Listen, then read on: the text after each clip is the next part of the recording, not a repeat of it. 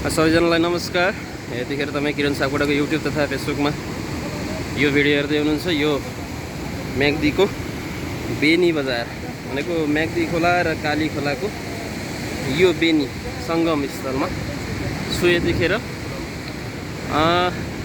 आज राति परेको भीषण वर्षाले हाम्रो काली र म्याग्दी दुवै खोला उर्लिएर आफ्नो चाहिँ नियमित सतहभन्दा अत्यन्तै माथि आएको छ। सतर्कताको लागि चाहिँ हाम्रो सुरक्षा टोलीले यहाँ सूचना पनि जारी गर्दैछ।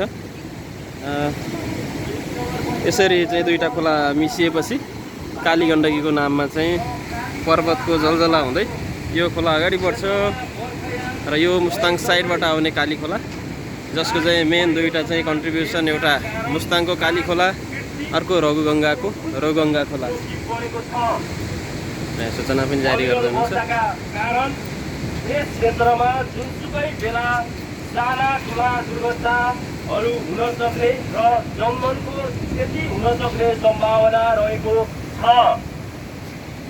वर्ष सम्भावित जोखिमलाई मध्यनजर गर्दै यसरी रातभरिको चाहिँ अविरल वर्षाले बढेको खोला र यसले चाहिँ सम्भावित जोखिमलाई निम्त्याउने भएको हुनाले सुरक्षा टोलीले विपद व्यवस्थापनका चाहिँ संयन्त्रहरू पनि परिचालित भइसकेको छ। नगर प्रहरी र जनपथ प्रहरी लगायतका चाहिँ सरकारवाला निकायहरूले यहाँ आफ्नो दरिलो उपस्थिति जनाइरहेको छ।